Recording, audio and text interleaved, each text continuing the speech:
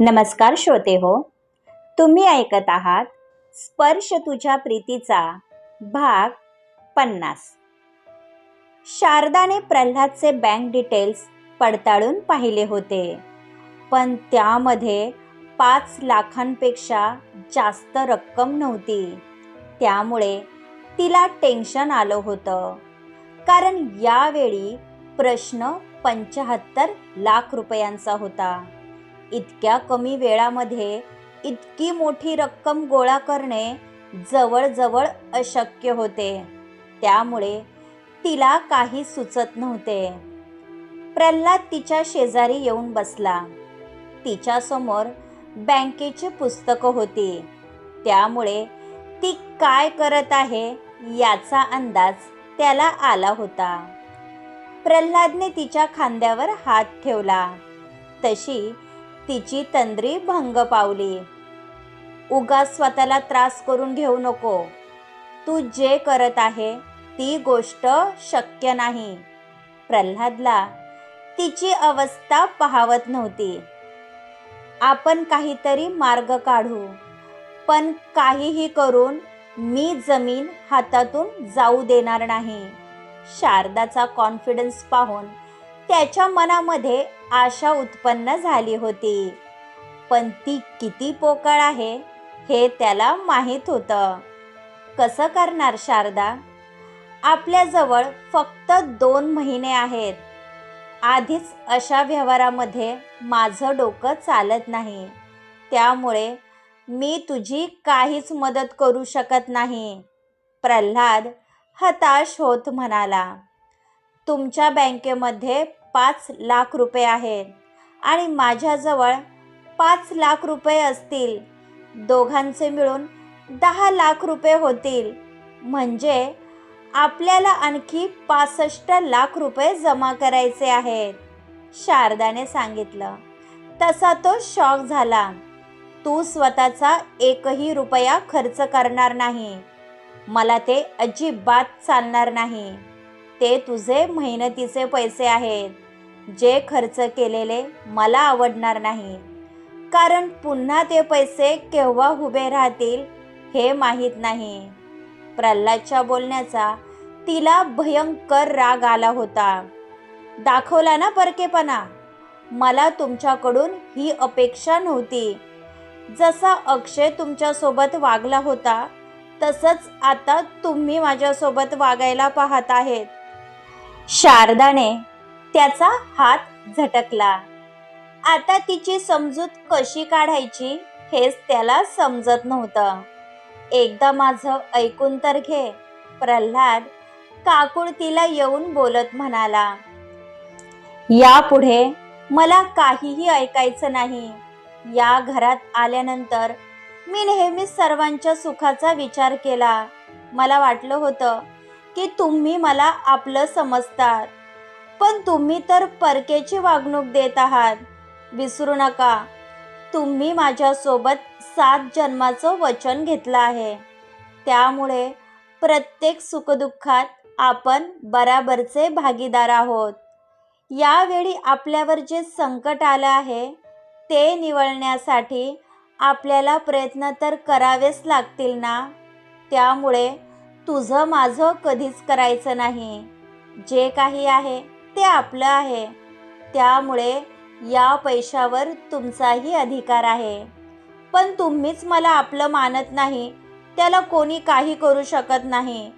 शारदा तोंडात येईल ते बरळत होती. तसा प्रल्हाद मंद हसला व तिला पाठून मिठीत घेतले. तुमच्या अडाणी नवऱ्याला माफ करा मॅडम. आजकाल आम्ही पाहतोय तुमचा राग नेहमी नाकाच्या शेंड्यावर असतो. प्रल्हादने अलगद तिच्या मानेवर ओठ टेकवले. तसा तिचा राग कुठेच्या कुठे गायब झाला.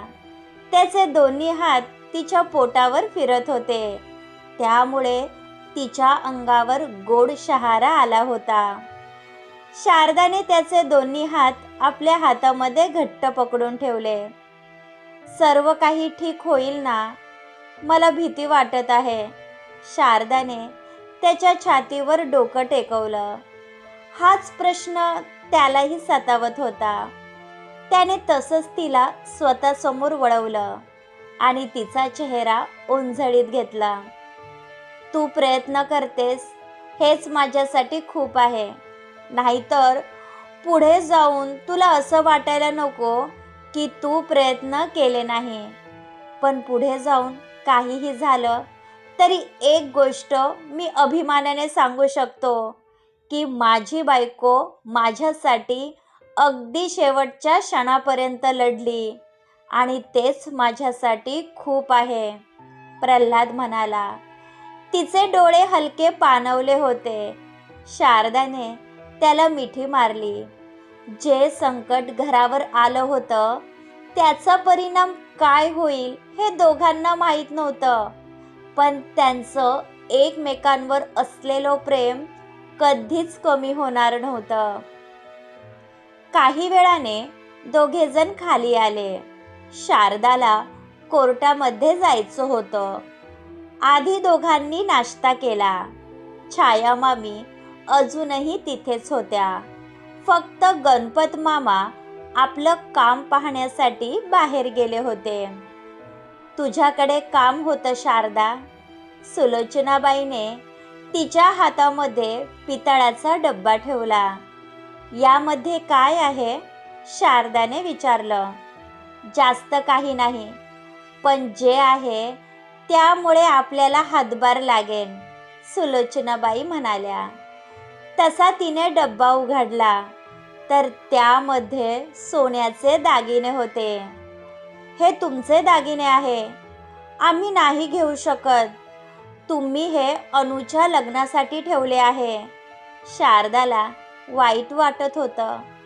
आपल्या घरावर अशी वेळ येईल याचा प्रल्हादने विचारही केला नव्हता. तुम्ही दोघं असताना मला अनुची काळजी नाही, पण सध्याची परिस्थितीमधून बाहेर निघणं महत्त्वाचं आहे. हे दागिने विकून तुम्ही पैसा गोळा करा. यावेळी आपल्यासाठी एक एक पैसा महत्त्वाचा आहे, सुलोचनाबाई म्हणाल्या. हे तुमचे पारंपरिक दागिने आहे. यामध्ये कितीतरी लोकांचे आशीर्वाद असतील. प्रल्हादच्या वडिलांनी किती आवडीने तुम्हाला दिले असतील. त्यामुळे आम्ही हे नाही घेऊ शकत, शारदा म्हणाली. शारदा बरोबर बोलत आहे. याची काहीच गरज नाही. आजपर्यंत आपल्यावर कितीतरी संकट आली, पण तू कधीच या डब्याला हात लावला नाही. त्यामुळे हे दागिने मी घेऊ शकत नाही. प्रल्हादला ही गोष्ट पटली नव्हती. जे सांगते ते कर पोरा. यावेळी तुमच्या दोघांवर काय बितत असेल ते एक आई म्हणून मी समजू शकते. माझ्यासाठी माझ्या मुलांपेक्षा हा दागिना महत्त्वाचा नाही. दागिन्याचं काय आहे? आज नाही तर उद्या पुन्हा करता येतील, पण एकदा का जमीन हातातून गेली तर ती पुन्हा मिळवता येणार नाही. त्यामुळे हे दागिने घे. सुलोचनाबाई ऐकायला मागत नव्हत्या. हा प्रकार अक्षय आणि सोनाली पाहत होते, पण अक्षयच्या लालची स्वभाव पुढे त्याला आईचे अश्रू दिसत नव्हते.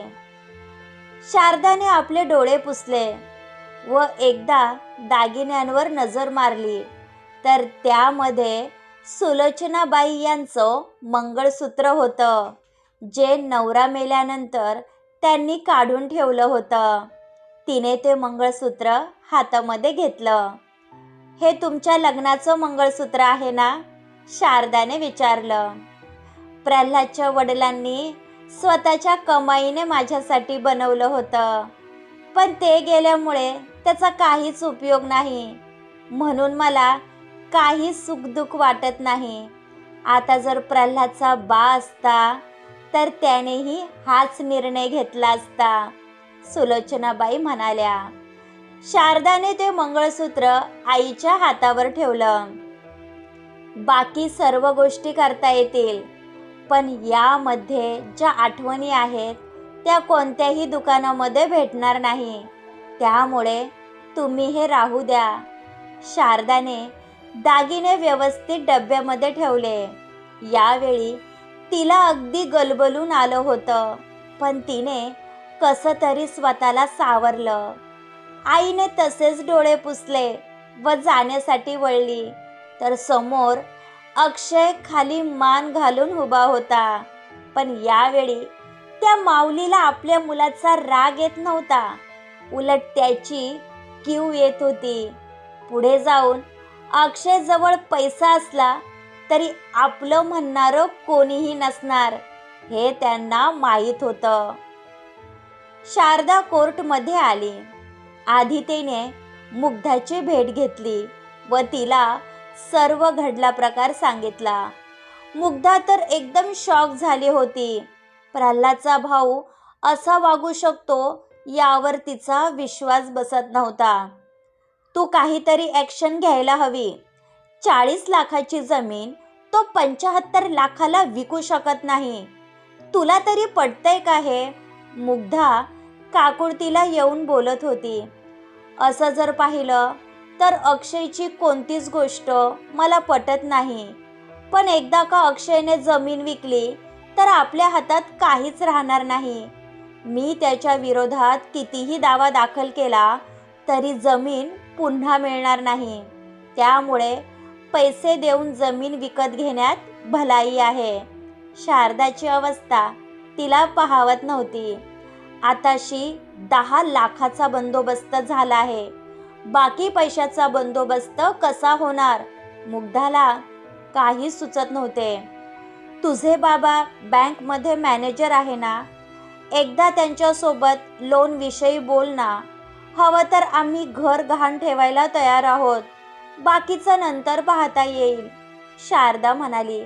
घर गहाण ठेवलं तरी असे कितीसे पैसे मिळणार आहेत? रक्कम बरीच मोठी आहे. त्यामुळे भीती वाटते.